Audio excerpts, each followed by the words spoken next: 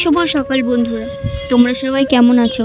আশা করছি খুব ভালো আছো। আমি কিন্তু ভালো নেই, কারণ আমার ঠাম্মা হসপিটালে ভর্তি। কালকে রাত 12টার সময় খবর পেলাম, আর সকাল নাই হতে হতে ভোরবেলায় রওনা দিলাম বাপের বাড়ির উদ্দেশ্য। তো আমরা এখন যাচ্ছি স্টেশনে, আর এই দেখো স্টেশনে চলে এসেছি। দেখতেই পাচ্ছ। তোমাদের সাথে সকালে আমি ভিডিওটা শেয়ার করতে পারিনি, কেন বলো তো? মানে এত টেনশন হচ্ছিল যতক্ষণ না ঠাম্মাকে দেখতে পাচ্ছিলাম, যতক্ষণ না যেতে পারছিলাম, ততক্ষণ ভালোই লাগছিল না।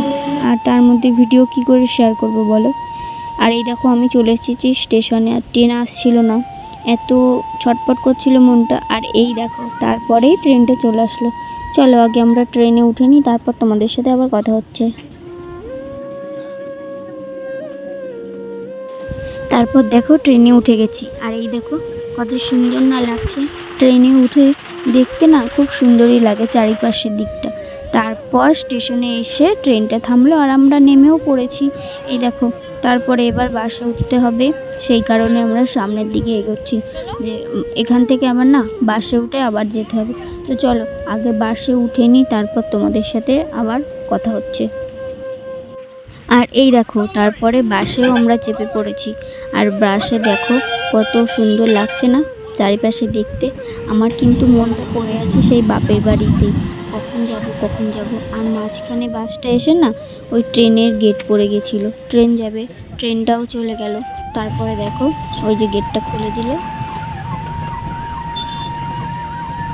আর গেটটা পড়াতে এত ভিড় হয়েছিল, দেখো চারিপাশে কত গাড়ির জ্যাম হয়ে গেছিলো। সেগুলো এখন পাশ দিয়ে দিয়ে যাচ্ছে। আর এই দেখো এই পাশে ট্রেন যাচ্ছিল, এটাই হচ্ছে সেই ট্রেন লাইনটা যেখানে আমরা গেট পড়েছিল বলে দাঁড়িয়েছিলাম। তারপরে দেখো আবার বাসটা চলতে শুরু করেছে। চলো আমরা আগে যেতে লাগি, তারপর তোমাদের সাথে আবার দেখা হচ্ছে।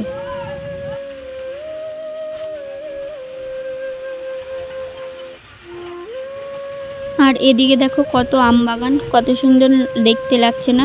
আর এই যে বালি, সিমেন্ট, খোয়া এগুলো দেখছো, পাশেই একটা খাল ছিল, ওটাই তৈরি হচ্ছিল ভালোভাবে, ভেঙে চলে গেছিলো।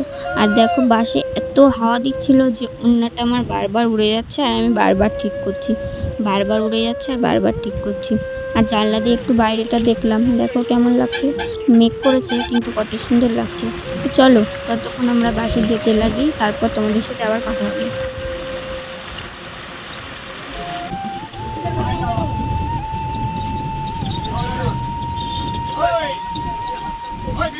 তারপরে আস্তে আস্তে দেখলাম, এই দেখো সাইডে কত সব দোকান, আর এই দেখো কত ফলের দোকান, দেখছো কত ফল আছে, কত সুন্দর লাগছিল দেখতে।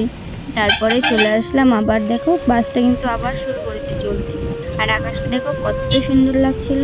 আর বেশি বক বক করবো না, চলো।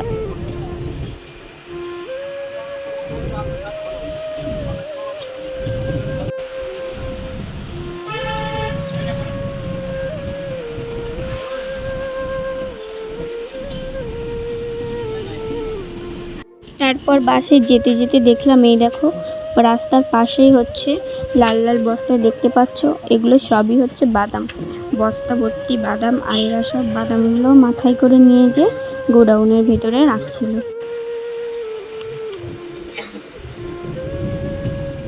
তারপরে দেখছো ওই যে বড় একটা লাল রঙের ঘর দেখা যাচ্ছে, ওটা কিন্তু কলেস্টর।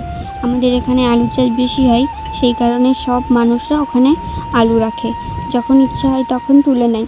আর দেখো আলুর কলেস্টরটার ভিতরে কত হচ্ছে লরি দাঁড়িয়ে আছে, এইগুলো করে সব আলু নিয়ে যায়। তো চলো একবারে বাস থেকে নেমে তোমাদের সাথে আবার কথা হচ্ছে।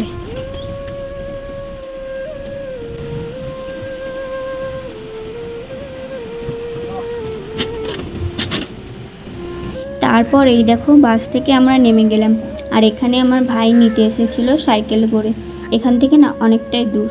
তারপরে সাইকেলে চেপে চলে আসলাম সোজা বাপের বাড়ির সামনে। ওই যে দেখতে পাচ্ছ একটা বাড়ি, ওটাই হচ্ছে আমাদের বাড়ি, মানে আমার বাপের বাড়ি। তারপরে চলো বাড়ি যেয়ে তোমাদের সাথে আবার কথা হচ্ছে।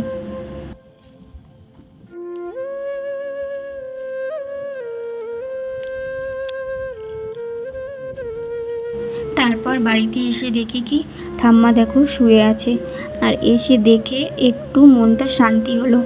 ওই সকাল থেকে ভাবছিলাম কখন দেখব, সেই কারণে। আর আমার যে কোনো ক্ষমতা নেই যে আমি কিছু দিয়ে সাহায্য করব, সেই ক্ষমতাও আমার নেই। তোমরা তোমার বাড়ি ঘর দূর সব কিছুই জানো, তাই তোমাদেরকে বলছি প্লিজ আমাকে একটু সাপোর্ট করো।